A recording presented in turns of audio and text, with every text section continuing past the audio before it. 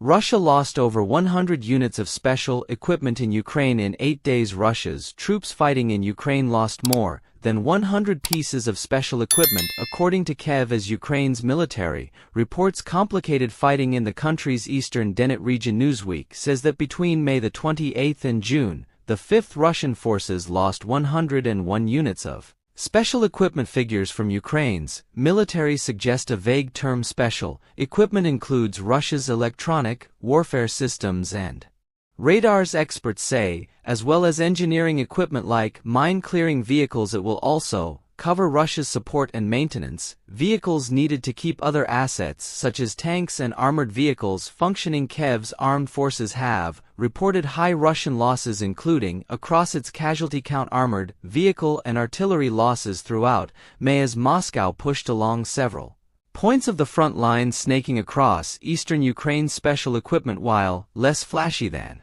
tanks or aircraft, keeps Russia's military running behind the front lines, enabling it to sustain the simultaneous offensives that Moscow has launched, taking out the Kremlin's electronic warfare systems. Radars, logistics, and maintenance vehicles will help to undermine Moscow's frontline forces across the hundreds of miles of fighting the Ukrainian forces hunt such equipment. Serhiy Rabsky, former Ukrainian colonel, previously told Newsweek, although this type of loss doesn't individually appear on Ukraine's daily updated counts, it still needs to be counted. Marina Myron, a postdoctoral researcher at the Department of War Studies at King's College London, added, back in January, in total Russia has lost 2,223 pieces of special equipment since February 2022, according to Ukraine's armed forces. Recall, Russia launched an offensive on Ukraine's northeastern Kyiv region from May the 10th, opening up a new front to the war. Ukraine said, however, that fighting in the eastern Donetsk